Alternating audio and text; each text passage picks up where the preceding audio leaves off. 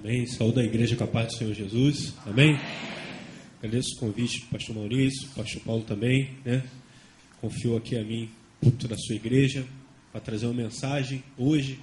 E antes de começar a conversar, a gente vai trazer uma pequena meditação de um texto bíblico, mas eu queria explicar para os irmãos e para as irmãs aqui o que é, né, esse grupo de homens e mulheres de preto, né, que andam por aí em cima das suas máquinas, né, levando o evangelho. A despeito da gente começar a falar sobre isso, você precisa saber de 3 coisas importantíssimas, né? A primeira coisa, motociclista não é motoqueiro.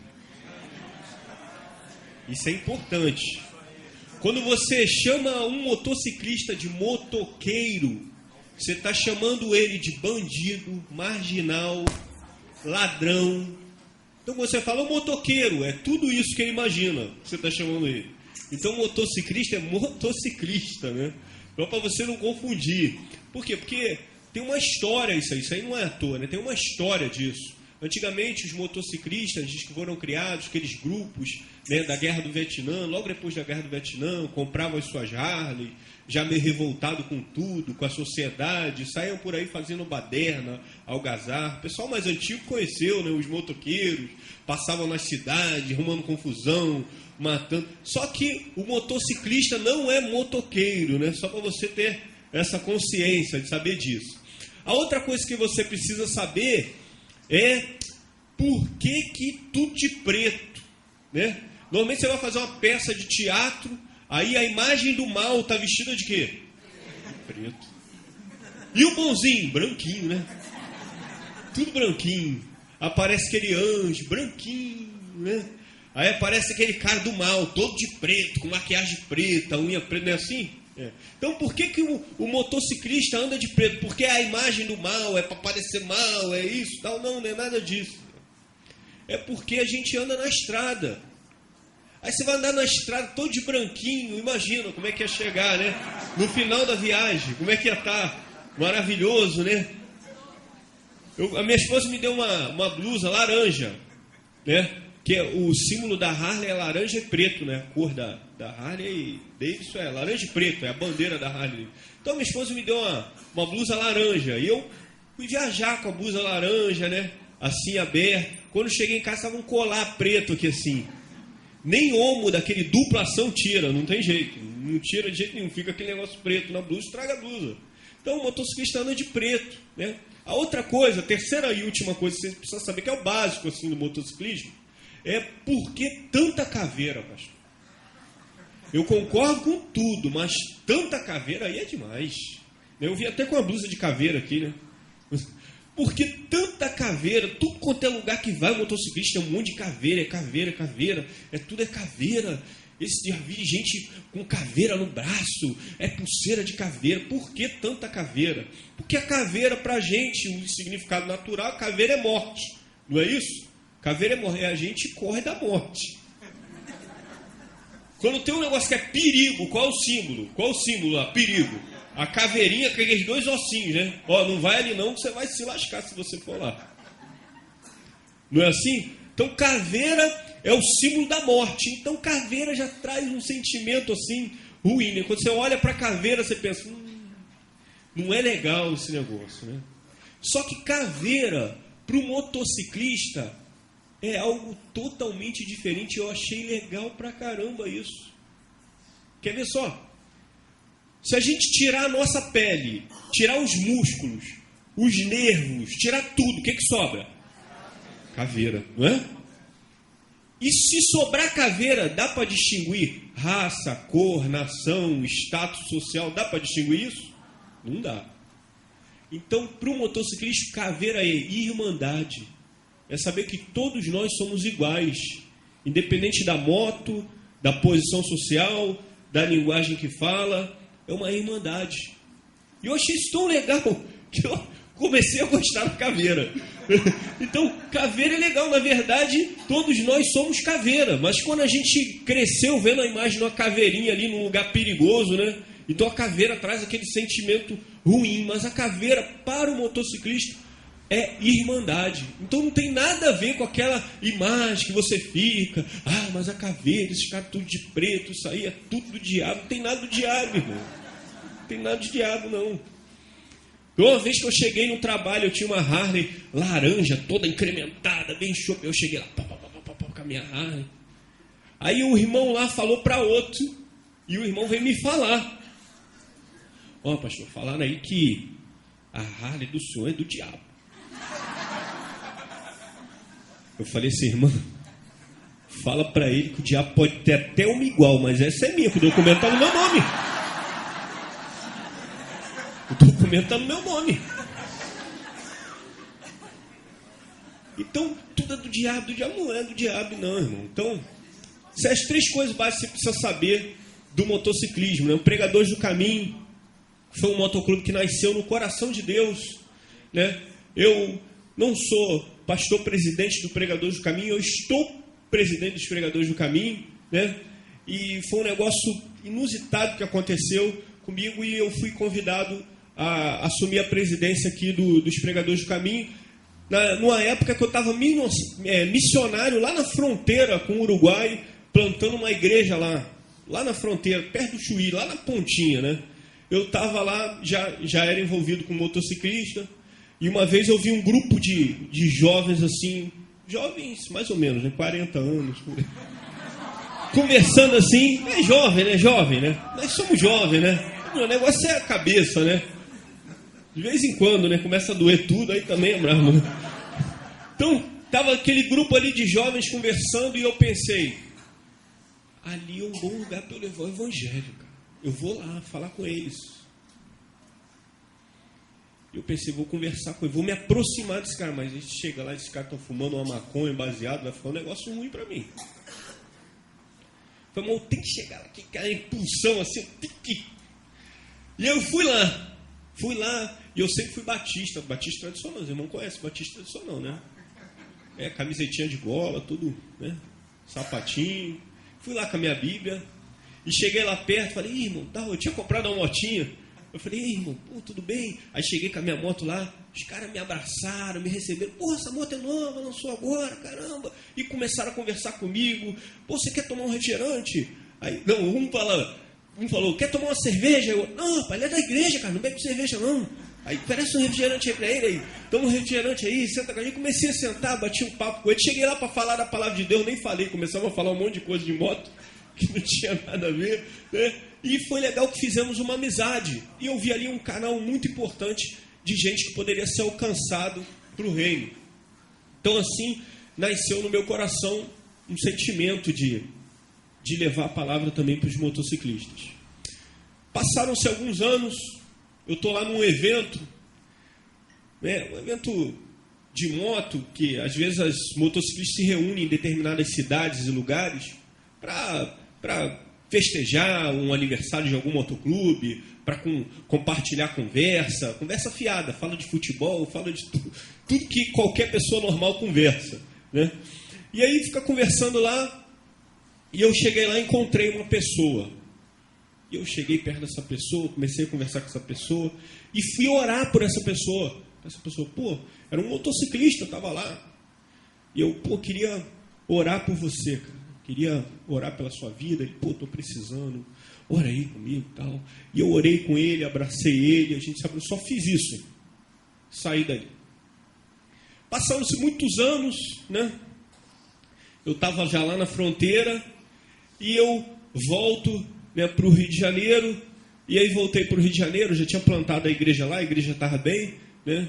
Missionário é assim também, não pode ficar agarrado na terra não, né? Se ficar agarrado na terra aí dá ruim. Aí fui lá, plantei a igreja, vim para cá. Quando eu vim para cá, encontro esse mesmo rapaz já dentro dos Pregadores do Caminho, convertido dentro dos Pregadores do Caminho. E eu fiquei assim, fiquei grato a Deus, né, pela vida dele, por aquilo que estava acontecendo. Mas eu queria convidar ele aqui para ele dar esse testemunho, né? Eu acho melhor do que eu falar é ele falar, né? Eu vou convidar ele. Vem cá, brother, Josemar, vem cá. Vamos dar uma salva de palmas para Jesus?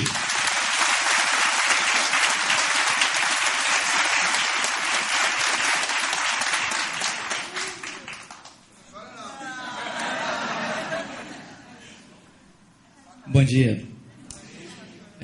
Motociclista brabo, cara de mal, chora, mas a gente chora porque o amor de Deus é tão tremendo que a gente não tem a dimensão desse amor. Deus é bom demais, gente, bom demais.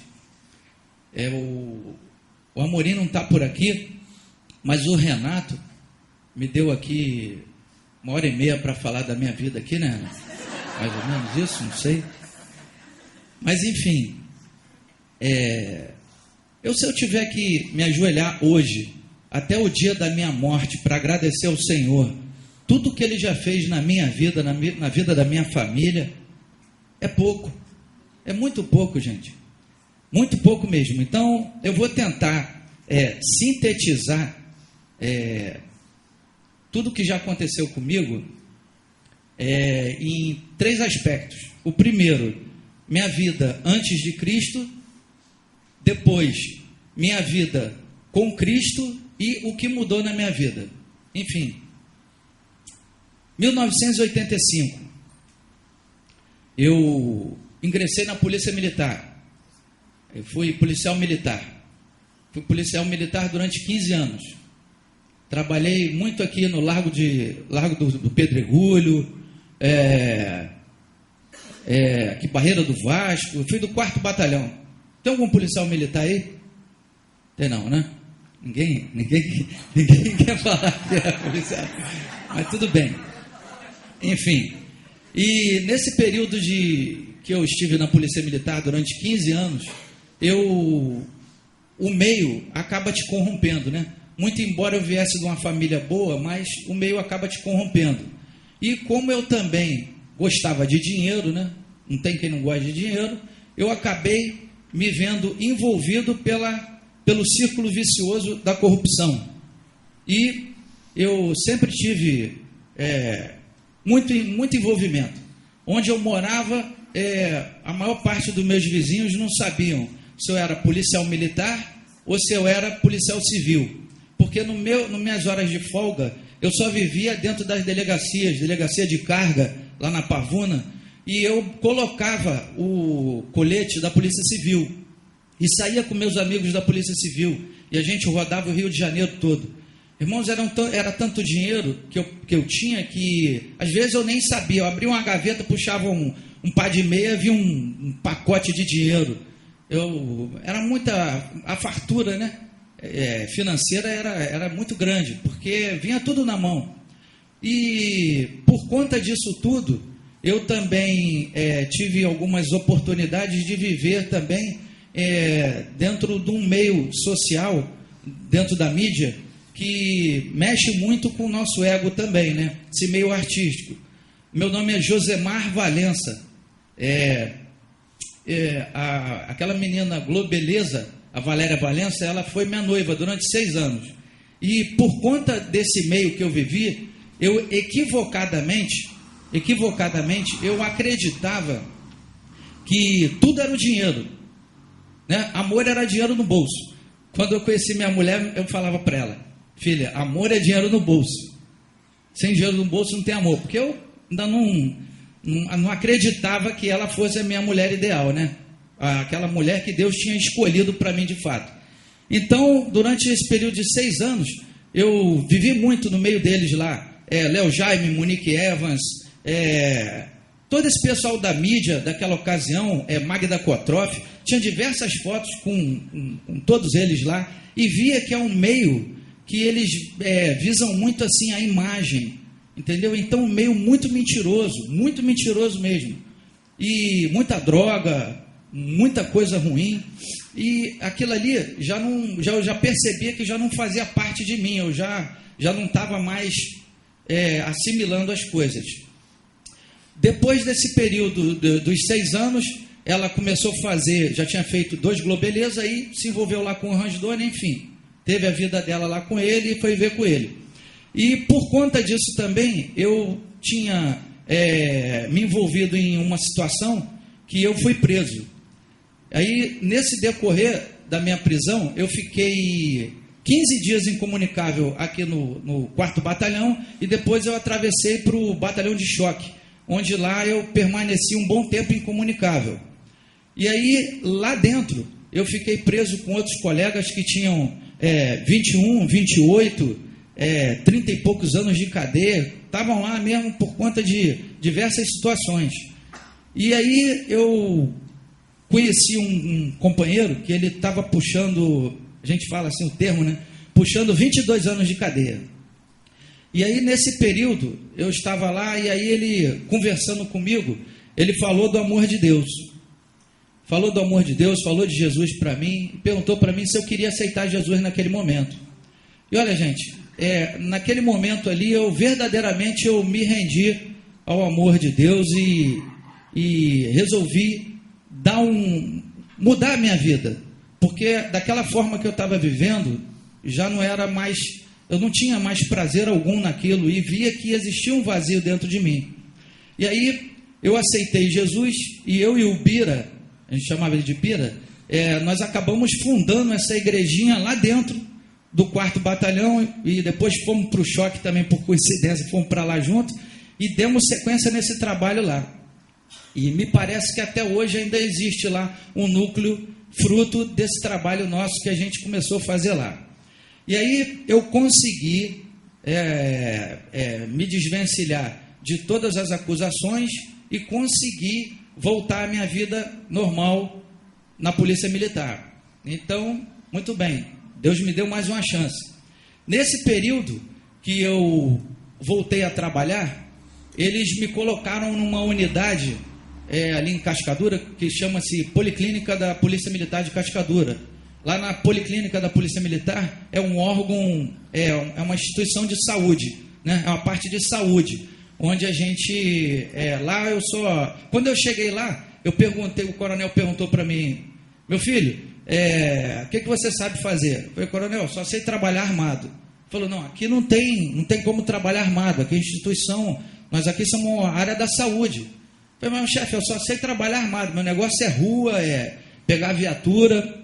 Quer dizer, mesmo tendo essa oportunidade, eu ainda não estava no caminho. E aí que ocorreu? Ele foi e me deu mais umas 2 semanas em casa, para mim poder pensar e ver aonde eu poderia trabalhar sem ter envolvimento com a rua. Porque ele já tinha entendido, um homem de Deus, né? Já tinha entendido que o propósito não era esse. Mas, enfim, eu consegui me adaptar.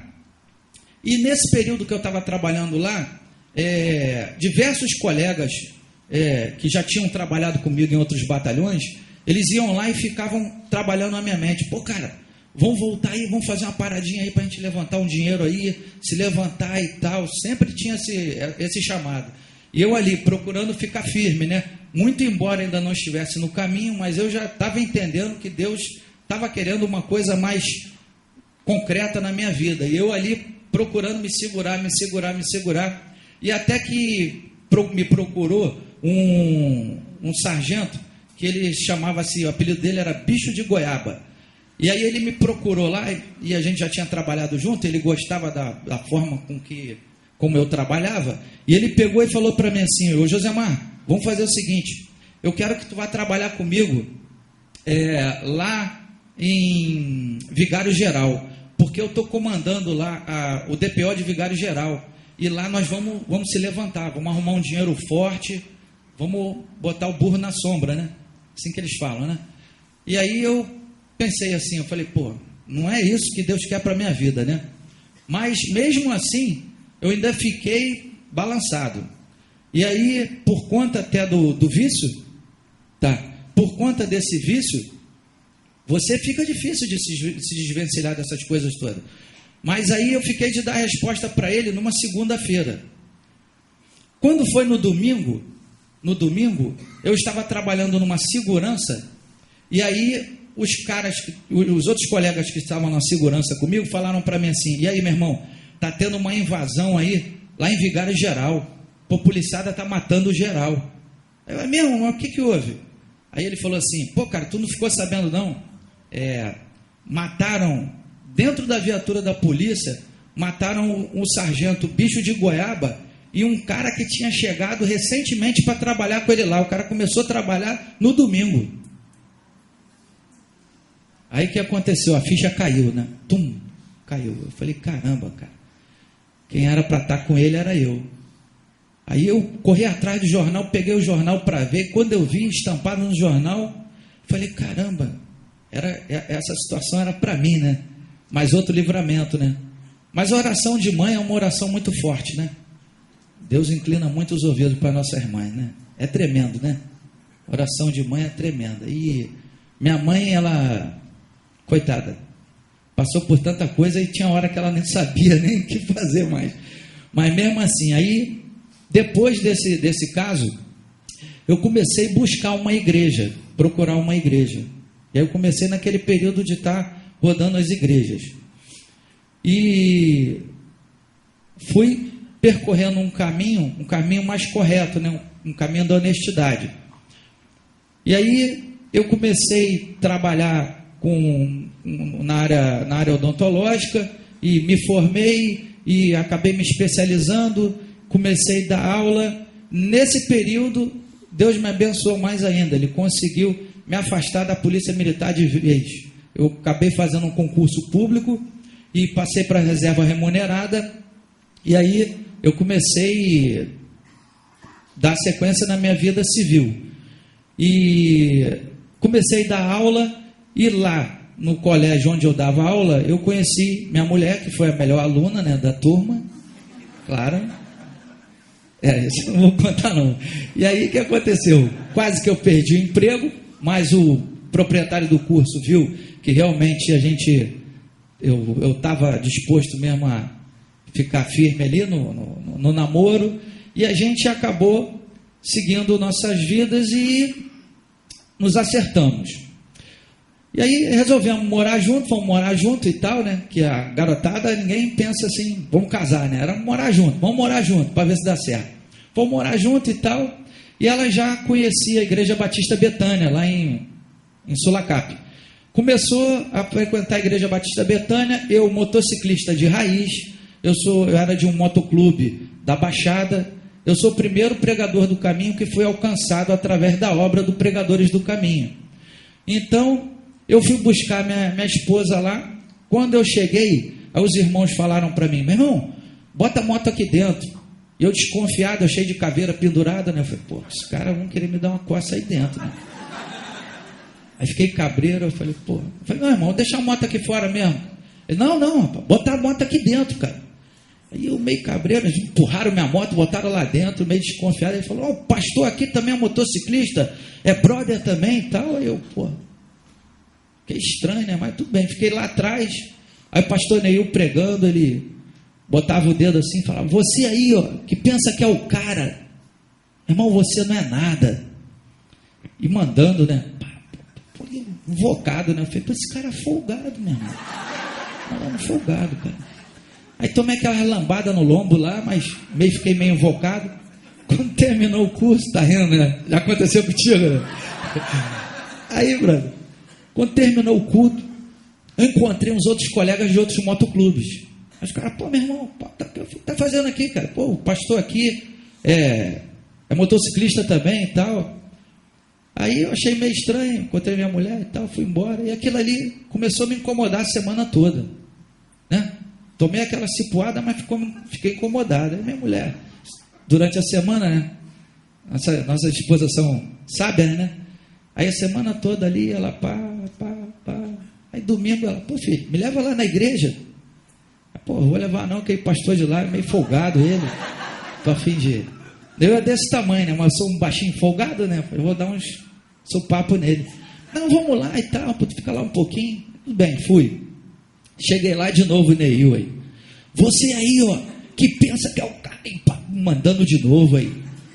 Aí eu, do lado dela, eu falei assim, vem cá, Márcio, o que tu contou da minha vida, da nossa vida pra ele? Lembra disso?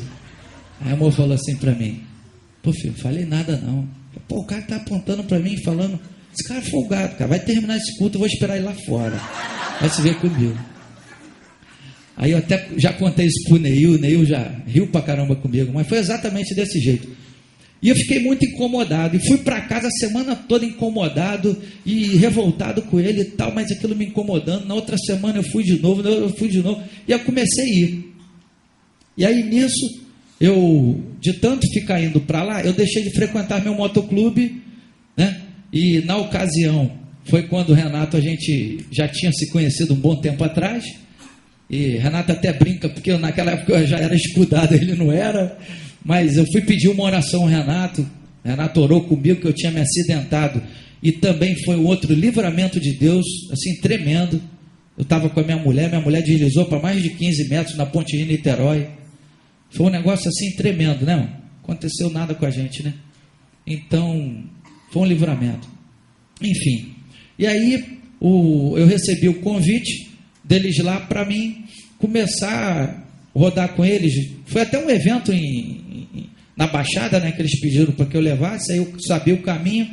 Fui a primeira vez, pronto, não quis mais saber, porque o Pregadores do Caminho é uma família, então lá eu me sentia bem, porque muito embora a gente, na ocasião, a gente já não estava se sentindo mais bem no nosso meio, porque meio de muito cervejal, muita bagunça e tal, então tinha uma hora que a gente se sentia mal, a gente queria, o que nós estamos fazendo aqui, né? E aí Deus falou profundamente no meu coração, e eu comecei a rodar com Pregadores do Caminho, mas sem pretensão alguma de sair do meu motoclube. E aí, num dos cultos, quando terminou o culto, eu muito impactado pela palavra, eu sentado do lado dela, todo mundo se levantando para ir embora e tal, e eu fiquei sentado, e eu falei para ela assim, poxa filha, não tem como eu viver mais assim não dá não. Aí ela falou para mim assim, mas o que está acontecendo? Acho que ela pensou que eu queria terminar, né? Aí eu falei, pô filha, não dá mais não. Deus é bom demais. Deus é bom demais. E eu quero me batizar e quero casar contigo. Quero me acertar contigo. E aí a gente se acertou, casamos, viemos bem. Então, todo esse meu período que eu tive antes de Cristo e depois de Cristo, eu entendo que foi tudo um aprendizado. Hoje em dia eu dou glória a Deus, dou graças a Deus de estar no ministério. Sou vice-presidente do Pregadores, estou vice-presidente do Pregadores do Caminho com o Renato, e entendo que esse dom que Deus dá para a gente, eu consegui identificar ele, porque eu orava muito, falei, Deus, qual é meu dom? E meu dom é justamente esse, é fazer amizade, abraçar e tal. Eu chego no meio, vou falando com todo mundo, vou abraçando quando pensar que não. E a gente volta e meia tem frutos disso. Nos nossos cultos da terça-feira, a gente tem recebido motociclistas de outros clubes, que eles vão para lá, movido também por conta desse nosso trabalho que a gente vai fazendo no meio. E isso é muito bom. Agora, a gente também, eu tenho entendido que mesmo você estando no meio, a gente tem que buscar também o quê? Amizades que vão somar no teu caminhar. Porque se você tem uma amizade boa, que vai somar no teu caminhar espiritual, você cresce também. Você tem que estar disposto a vir para a igreja, a ler a Bíblia, a buscar a palavra, com o coração aberto, até mesmo naquele momento da exortação. Porque não há como, irmão, a gente ter amizades compactuando com algumas situações que você vê que não condiz com a postura. A mentira não é de Deus. Então a gente tem que entender isso, saber separar as coisas, né? Tem algumas determinadas mentiras que não vai influenciar na vida de ninguém, mas não deixa de ser um pecado. Agora, a gente tem que ficar firme. E essas escolhas, Deus dá esse livre-arbítrio para a gente, não é isso? Então, até aqui, Deus tem me conduzido bem, né? Eu estou terminando minha 1h30 já, que o Renato está me avisando aqui, mas é isso, e eu entendo que esses dons, Deus vai nos capacitando, né? Igual a irmã estava perguntando ali, né? A gente chega no meio lá, tem que ter o dialeto deles, né? Mas a gente só aprende esse dialeto se você começar a frequentar, conhecer e identificar o seu dom. Identificando o seu dom, a gente... Vou cantar mais um louvor aqui. Uma salva de palmas para Jesus. Josemar, além de ser servo do Senhor, é também lá no Pregadores do Caminho, nosso locutor. Foi um grande desafio dar o microfone para ele falar em 5 minutos. Ele falou em 20. Não, chega. Bom dia, pregadores do caminho, bom dia a toda a galera motociclística, bom dia a todos os motoclubes e amantes das duas rodas. Bom dia, igreja. Jesus, o caminho perfeito. Foi um grande desafio, né? O irmão lá, que é diretor de evangelismo, eu falei assim, ó, escuta o Josemar antes, que ele, se der o microfone pra ele, vai ser brabo, hein, cara? Aí ele falou, não, pastor, já escutei, 5 minutinhos ele fala. 5 minutos, irmão? Mas, irmãos, olha só, tinha um outro irmão para falar aqui também, não vai dar, porque o Josemar falou 20 minutos os 5, né? Mas aí, o irmão é o Fábio. Cadê o Fábio? Levanta aí, Fábio, rapidinho, o pessoal te conhecer. É o Fábio. Fábio é outro também que, pode sentar, Fábio, é outro também que se converteu lá dentro dos pregadores do caminho. Ele, diferente do Josemar, ele não veio de um motociclismo, nada. O Fábio só gostava de moto, andava de moto e era católico, né? E ele perguntou, pastor, posso ficar vindo aqui, andando com você? Eu falei, pode, Fábio, sem problema nenhum, né? E o Fábio começou a ir lá nos pregadores do caminho, tem um bate-papo lá, que nada mais é do que um discipulado, né? É um bate-papo que a gente fala sobre tudo que existe no discipulado, todo mundo tem que participar. Chega o pastor lá, presidente de outras igrejas. Pô, pastor, tem que participar do discipulado? Tem que participar, já é regra nossa lá, todo mundo tem que participar. Professor de teologia, tem também, não tem? Cadê? Ah, tá ali, professor de teologia. Pô, pastor, já dou aula, né? Mas tem que participar também. Todo mundo participa lá. Então, lá não tem jeito. Entrou no pregadores, tem que participar do bate-papo. E o Fábio foi alcançado lá nesse bate-papo. Deus foi falando com ele. Ele foi conhecendo um Jesus que ele conhecia só à distância. E ele foi conhecendo um Jesus, uma outra face de um Jesus que muitas vezes nós crentes não apresentamos. Nós crentes, nós cristãos, nós que vivemos o Evangelho, não apresentamos o Jesus que de fato e de verdade a gente deveria apresentar. E o Fábio, sem conhecer esse Jesus, ficava lá na espiritualidade dele entendendo, não, essa minha vida está bem, está muito melhor do que a de muito crente aí, é verdade, né?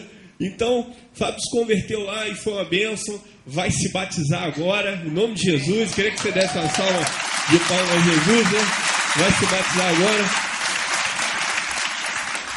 Primeiro foi a esposa dele se converteu. Está ali a Estela, levanta aí, Estela. A esposa dele se converteu e ficava aflita lá comigo, falou, pastor, mas meu esposo, meu coração. Eu falei, calma, Estela, né? A palavra de Deus, crê no Senhor Jesus e tu e tua casa serão salvos. Então, calma, vai chegar a hora. Então, quando o esposo dela se converteu, ela ficou eufórica, né? Atônita, né? Então, irmãos, eu queria, não vai dar para a gente trazer um sermão, né? Mas como a gente fala lá nos pregadores, eu quero compartilhar com vocês um bate-papo pregador, que é um bate-papo santo, né? Abençoado, que vai abençoar a sua vida. E eu queria refletir sobre um textozinho só, simples, do conhecimento de todos os irmãos aqui.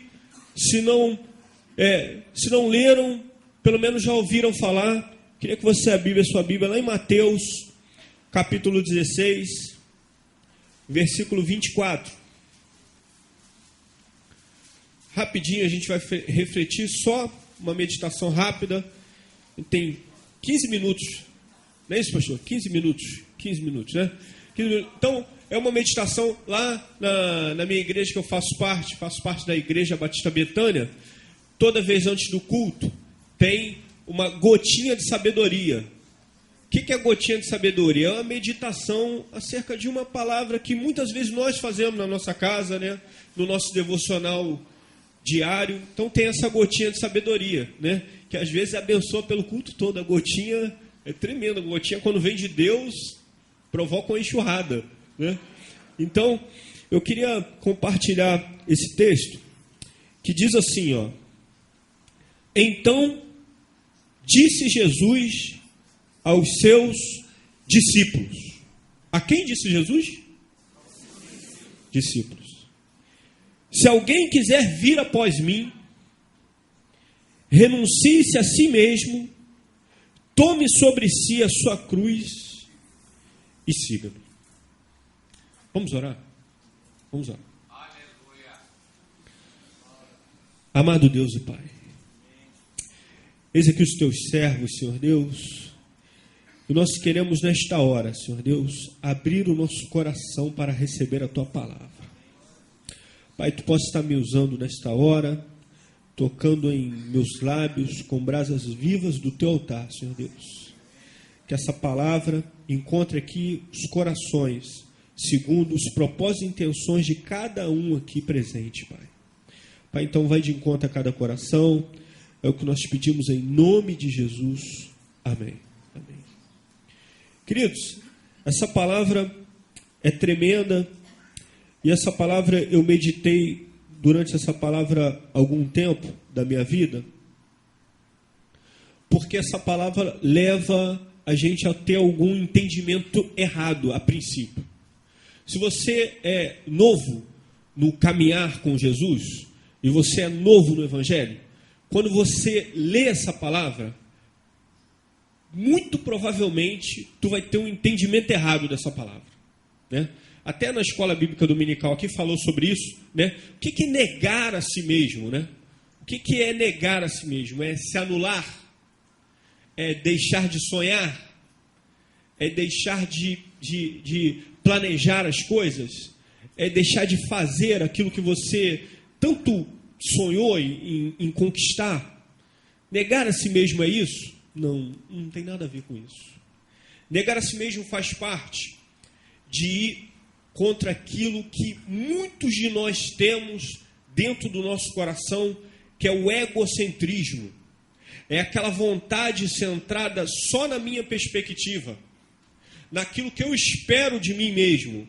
Naquilo que eu espero de mim mesmo, muitas vezes não é só de mim. Que às vezes você é uma mãe que pensa só nos seus filhos, mas os seus filhos fazem parte da sua vida, do seu eu, vamos dizer assim, do seu mundo, do seu umbigo. Não, a minha família é tudo para mim. E o restante? O restante que se dane. Não, a minha mãe é tudo para mim. E o restante? O restante que se dane. O meu filho, a minha filha é tudo para mim. E o restante? O restante que se dane. Então, muitas vezes, negar a si mesmo parte de uma perspectiva errada. Agora, por que isso? Por causa, muitas vezes, do mundo que a gente vive. Eu estava aqui na escola bíblica dominical e a gente viu o pastor falar sobre fé, né? Sobre fé. Fé tem um conceito tremendo, né? A gente abre a Bíblia lá em Hebreus e aí tem o significado lá do que é fé, né? O que é fé?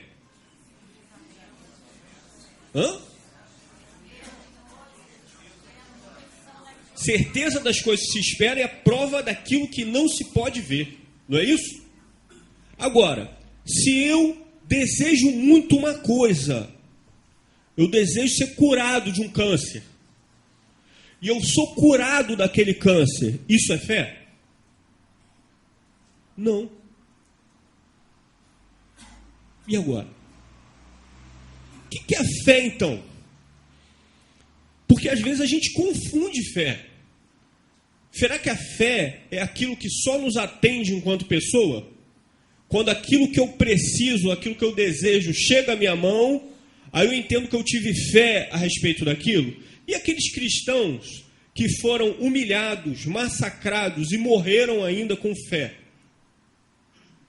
Então o que é a fé? O que faz a gente seguir a Jesus a despeito da cruz que a gente carrega? Porque quando Jesus fala assim, quem quer vir após mim, negue-se a si mesmo, tome a sua cruz e siga-me. Jesus está falando assim, a despeito do que você está passando hoje, da sua dificuldade, do seu problema, das suas aflições, eu te capacito para vir após mim. E essa capacidade, ela só pode ser conseguida com fé. A gente viu aqui, sem fé é impossível agradar a Deus. E o que é a fé? O que é a fé? Se a fé não é a coisa, um produto de uma força, de um pensamento que se materializa numa coisa, o que é a fé? A fé é aquilo que Deus gera dentro de nós, emanado do seu amor que nos alcança. Esse amor de Deus, quando nos alcança, quando chega no nosso coração, ele se transforma em mais amor, capaz de alcançar outras pessoas e outras vidas. Está dando para entender isso? Por quê? Porque quando o amor de Deus nos invade, quando ele enche o nosso coração, o produto que vai sair da gente é um produto que foi gerado lá no ato, lá no trono de Deus. E aí, independente daquilo que acontece na sua vida ou não, você continua amando a Deus, porque foi gerado no teu coração uma fé verdadeira. Os irmãos conhecem a passagem de Jó, não conhece? Estava Jó ali, Deus vai, olha para Jó, fala com Satanás, olha, esse homem aí sim, esse tem fé. Para Satanás, fé era o produto daquilo que ele recebia. A adoração dele, a fé dele, vinha do produto daquele que ele recebia. Mas Deus sabia que o conceito de fé não, era um conceito muito mais amplo, emanado no amor que alcançava a vida daquela pessoa.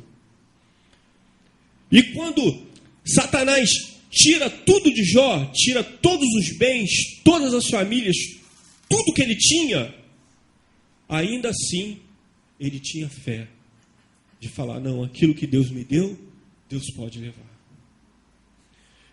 Então a gente hoje vive um evangelho, que é um evangelho voltado para que, se você chegar na igreja, você vai ser abençoado pra caramba.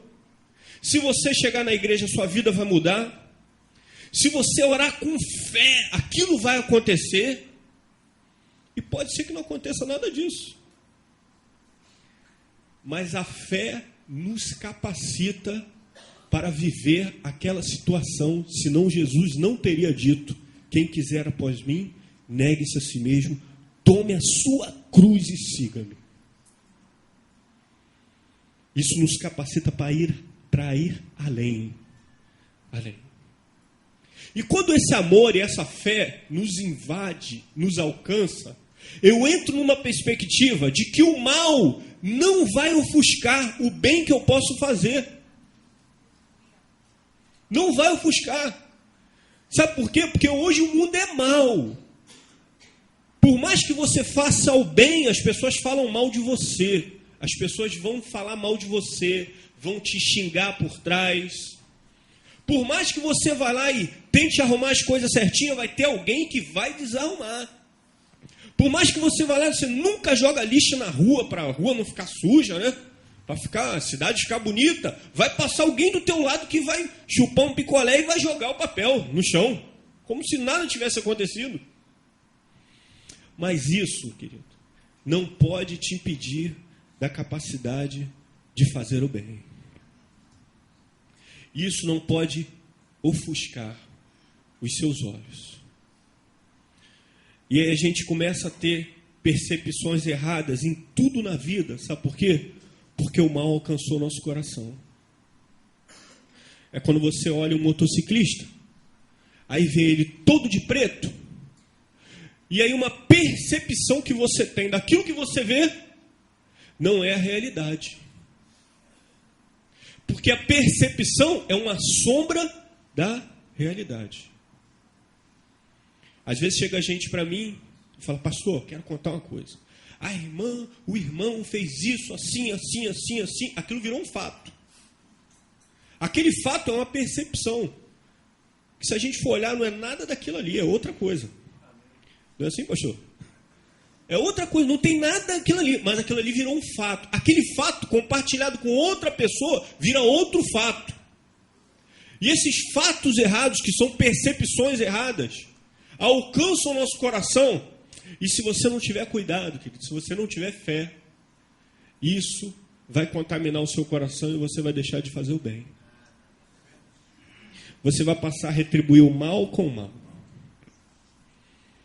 Estava ali Jesus, brother, parceirão, amado, cara que você queria estar junto, falar, cara, com ele. Aí tá ali os amigos dele, todo mundo reunido. Chega um cara que não valia nada, Judas, com os soldados. Dá um beijo em Jesus, cara. Dá um beijo. Na mesma hora, os soldados vão lá para prender Jesus. O que Pedro faz? Pega a espada e faz o quê? Corta a orelha do soldado. Irmão, se eu estivesse lá, eu ia fazer a mesma coisa. Mesma coisa. O que tu está entendendo? Tu está ali, tu é um soldado de Jesus. Tu tem que defender ele. É a natureza, é o normal. A natureza humana é o quê? Se defender daquilo que te ameaça. Se tem uma coisa que te ameaça, tu vai se defender. Se alguém te xingou, tu vai retribuir com xingamento. Se alguém te bateu, tu vai retribuir também com a pancada. É a nossa natureza. Então a gente agiria da mesma forma. Pedro foi lá e arrancou a orelha, natural, normal de Pedro. Da vontade de Pedro. Tudo que Pedro... do ser que Pedro era essa atitude que ele ia ter. E muitos de nós, se estivesse aqui a fazer a mesma coisa, talvez até pior. Não ia arrancar só a orelha, não. Arrancava logo a cabeça. Não tinha nem jeito, né?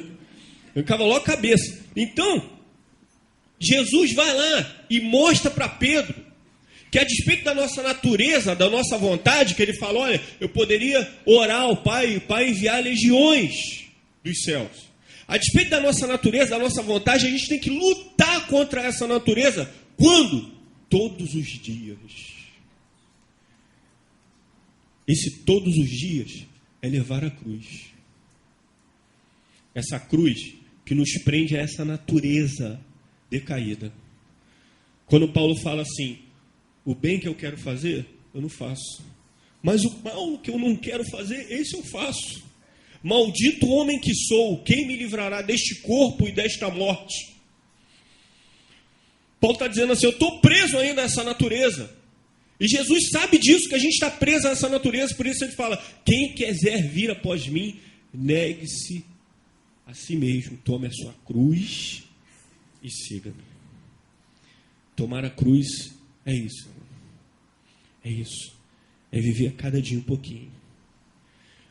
Porque, de fato, o nosso problema é a percepção que nós temos das coisas. O nosso problema é problema de vista. A gente precisa enxergar melhor com os olhos como Jesus enxergaria. A Bíblia diz, se teu olho é mau, tudo o restante é mau. Então o problema é a percepção que nós temos do próximo. É olhar o próximo e olhar com os olhos que Jesus olhava. E muitas vezes a gente não consegue fazer isso. A gente perde a percepção. Quer ver outro que tinha problema de vista? Saulo. Saulo tinha problema de vista. Ele só conseguiu enxergar quando as escamas caíram dos olhos dele. Porque ele não enxergava, ele tinha uma percepção daquilo que ele achava, daquilo que os anciões tinham passado para ele, daquilo que a coletividade tinha passado para ele. Ele tinha uma percepção. Quem usa óculos aqui? Óculos de grau forte. Não, de grau forte. Se tirar o óculos, como é que fica para enxergar? Fica embaçado, não fica? Fica meio complicado para enxergar, não é? Agora, o Jesus da Bíblia cura toda a cegueira. Cura toda a cegueira. E ele pode nos capacitar a enxergar além. Além. A enxergar diferentemente de como o mundo enxerga. Olhar para uma pessoa e entender que aquela pessoa pode ser alcançada a despeito dos defeitos, a despeito das dificuldades. Aquela pessoa pode ser alcançada em nome de Jesus. Então isso pode acontecer. Como que pode acontecer? É fácil. Primeiro, querer. Quem quiser. Querer. Segundo, estar disposto a obedecer. Discípulo. Quem quiser vir após mim, me obedeça, seja discípulo. Terceiro, negue-se a si mesmo. Evangelho é uns aos outros. Vive um pouquinho para o próximo. E por último, tome a sua cruz e siga-me. Saber que o evangelho, levar a palavra, ser um servo de Deus, não é viver sem aflição no mundo, porque a Bíblia diz, no mundo tereis aflições. Mas aí Jesus diz, lembre-se, eu venci o mundo. Ou seja, eu te capacito a vencer as aflições. Vencer as aflições é ter coragem de seguir em frente. Ter coragem de seguir em frente. Tem gente que vai até, começa tão bem no evangelho, tão bem, vai crescendo, chega uma hora, para. Não continua. A oração que eu faço todos os dias, eu faço com o pessoal dos pregadores, e eu peço a Deus, é que o amor de Deus nunca deixe de crescer no meu coração. Nunca cesse de crescer. Entender que nunca é suficiente o amor que Deus pode gerar no meu coração. Isso faz toda a diferença. Porque isso é a fé verdadeira. A fé que emana do amor de Deus. Porque a fé que emana do amor de Deus alcança o outro. O evangelho é uns aos outros. Deus te abençoe. Guarde essa palavra no teu coração. Você entendeu essa palavra? Então, glória a Deus pela sua vida.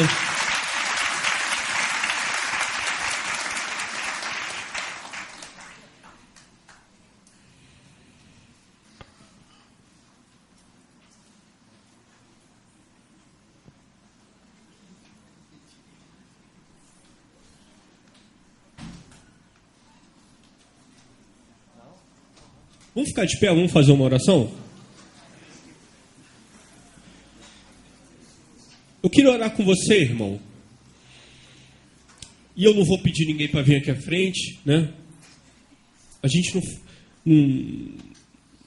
não tem essa perspectiva, porque eu creio que o que Deus vai fazer, Ele faz no coração, na individualidade do ser. E quando Deus faz no coração, na individualidade do ser, é algo tremendo que acontece. Né?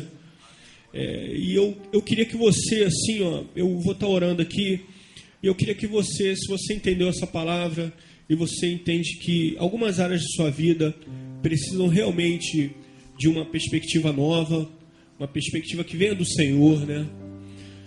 Que às vezes a gente perde a nossa humanidade, aquilo que Deus quer que a gente seja é simples, é só ser humano. A gente perde a nossa humanidade, né? E a nossa humanidade é uma coisa tão abençoada. Deus disse que nós fomos criados à imagem e semelhança de Deus. Mas as mazelas desse mundo, os males desse mundo, corromperam essa humanidade. Então a humanidade que a gente tem hoje é uma humanidade que foi corrompida.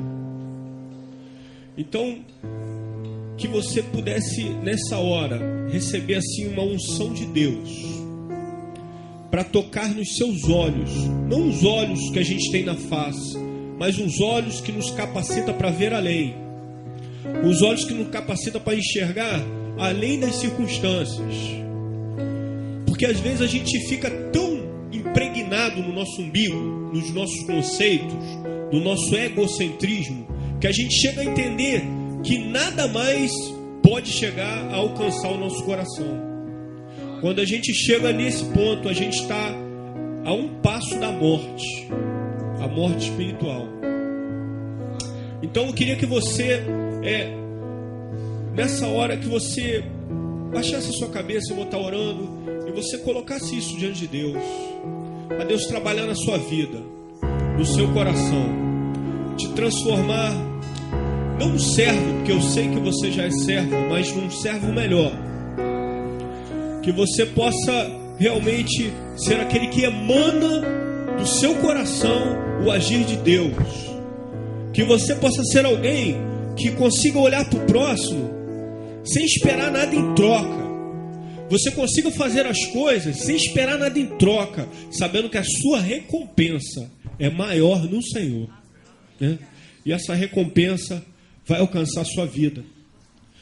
Entender o significado de buscar o reino de Deus e e a sua justiça, mas as demais coisas vos serão acrescentadas. É tremendo, porque todavia que a gente explica isso, a pessoa perde o significado. Se a gente explicar isso, a pessoa vai pensar nas demais coisas, perde o significado. Então eu queria que nessa hora você abrisse o seu coração e falasse assim: Senhor, eu só quero te servir porque eu te amo, porque eu te adoro, a despeito do que eu estou passando hoje, a despeito do meu sofrimento, a despeito da minha vida, a despeito das circunstâncias. Eu quero bendizer o teu santo nome. Eu quero que o teu Santo Espírito entre no meu coração e faça uma coisa tão tremenda, né? E se for preciso, assim como Saulo caiu do cavalo, que eu possa cair do cavalo, que eu caia do meu pedestal, que eu saia ali das alturas, que eu possa estar ali aos pés da cruz e entender que Jesus tem muito mais para fazer na minha vida, que Jesus tem muito mais para fazer na minha mente, no meu coração. Entender que eu não cheguei à plenitude daquilo que Deus quer para minha vida, porque Deus tem muito mais para te oferecer. Deus tem muito mais. E eu tenho certeza que se você abrir o seu coração nessa hora, e eu já posso enxergar com os meus olhos espirituais, que Deus nesta hora pode estar derramando sobre a sua face uma unção especial, preparada para você.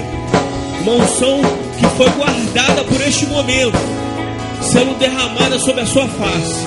Se você assim crer e abrir o seu coração e falar: Senhor, eis-me aqui, Senhor, eu quero te seguir. Eu quero te seguir simplesmente porque eu te amo, porque eu te adoro. E Deus vai estar derramando sobre a sua vida, sobre o seu coração, algo tremendo, algo que vai te capacitar para ir além, além, muito além daquilo que você pode imaginar. Romper as barreiras. Deus vai te capacitar. Aleluia. Oh Deus, amado Pai, eis aqui teus servos, Senhor Deus, nesta noite, irmãos e irmãs aqui reunidos na tua presença, Pai. Pai, sona nesta noite os corações, Senhor Deus, corações que não são corações de interesseiros, corações que não são corações que querem barganhar contigo, Pai, mas corações de pessoas que te amam, simplesmente pelo fato de que tu és, Pai. Ó Senhor, vai derramando nesta noite, Senhor Deus, uma porção especial, que capacite-os, Senhor Deus, que dê unção sobre eles, Pai, em nome de Jesus, Pai. Vai derramando, Senhor Deus. Abre, Senhor Deus, as portas dos céus agora e vai derramando. Pai, fica à vontade. Teu Santo Espírito, Senhor Deus, abraça cada um aqui, Pai, nesta noite.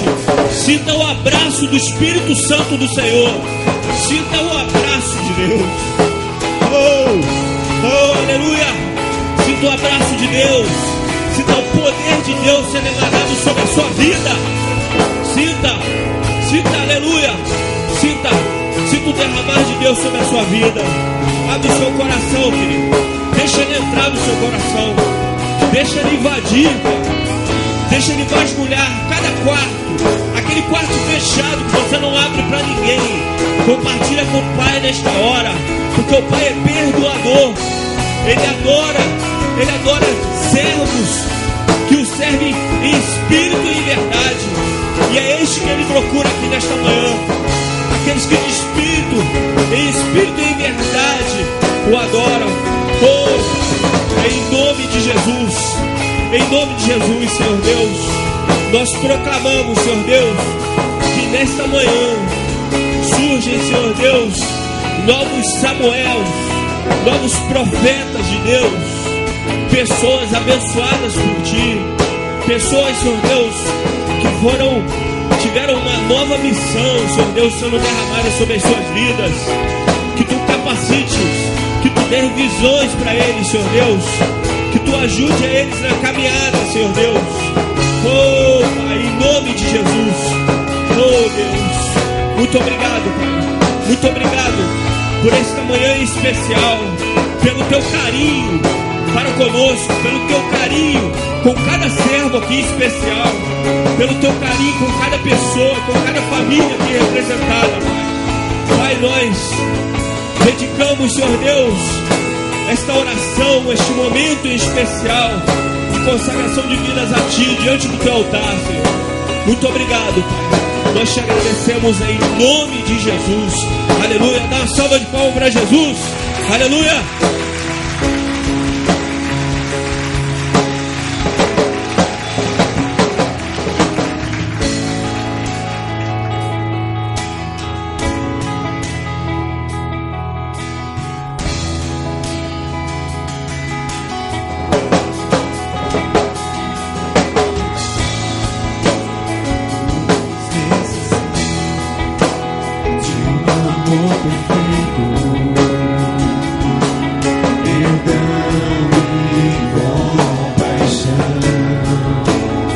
Todos necessitam de graça e esperança,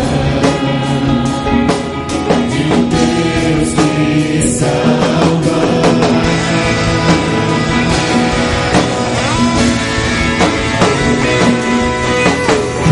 Cristo move as montanhas e tem poder para salvar. Tem poder para salvar, para sempre, autor da salvação. Jesus a morte venceu, sobre a morte venceu.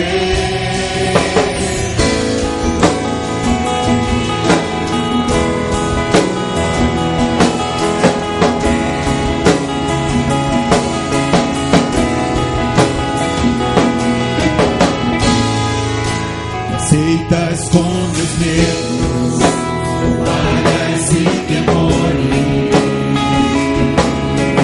Deixo-me teu viver aqui na vida entrego, pra seguir teus passos. A ti me rendo.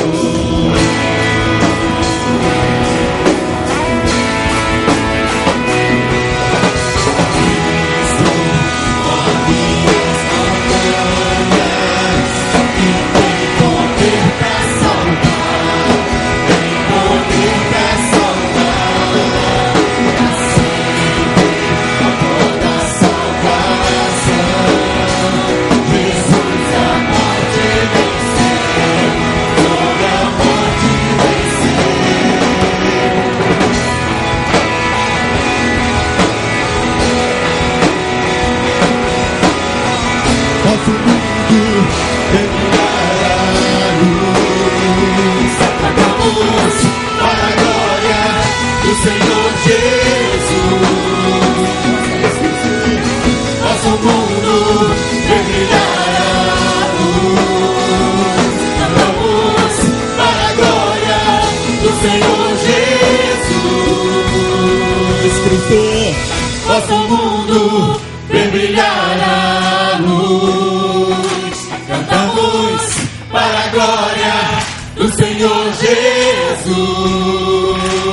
Cristo, nosso mundo vem brilhar a luz.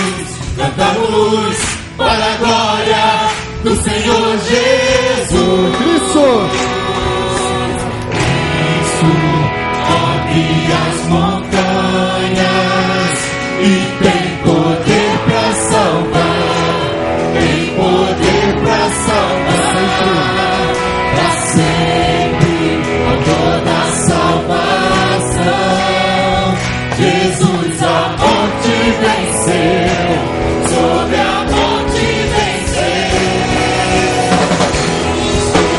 Move as montanhas e tem poder para salvar.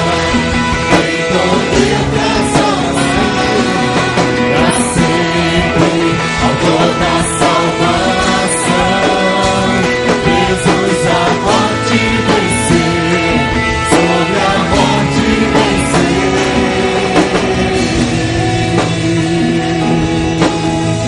Aleluia. Glórias ao teu nome, Jesus. Aleluia.